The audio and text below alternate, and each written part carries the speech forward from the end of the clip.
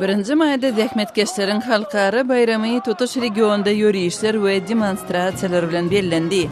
Moldowanyň paýtagty Kišiňowda bir näçe müň adam kommunist we sosialist partiýalarynyň goramaçylygynda geçirilen ýörüşe gatnaşdy. Sosialist partiýasynyň tarapdarlary Moldowanyň ortaýatyň ýolbaşçylygyndaky gümrük bileleşigine goşulmagyny goldaýan plakatlary götürüp geçdiler.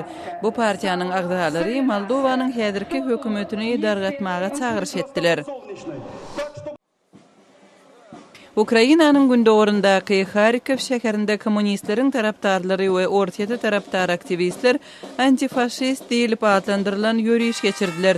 Aktivistler Ukrainanyň täze hökümetiniň garşysyna şygarlary öňe sürdiler.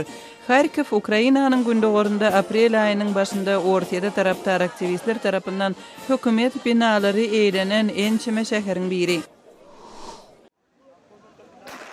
Kırgızstanyň paýtagty Bişkekde ulular we kiçiler dähmetkeşleriň halkara gününi bellemek boýunça geçirilen ýarışlara gatnaşdylar. Bişkekiň häkimi Kumançbek Kulmatowyň goramaçylygynda geçirilen tigiri ýarışyna häkimiň özü hem gatnaşdy.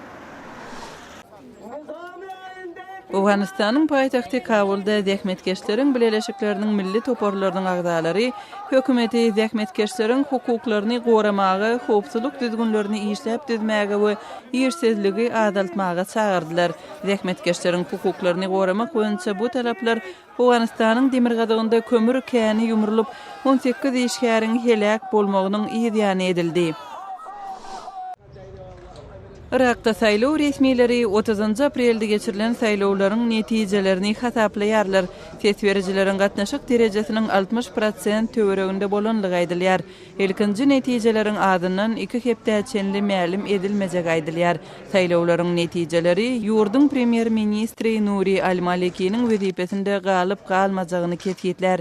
Siz günüň täzelikleri bilen tanyş boldunuz.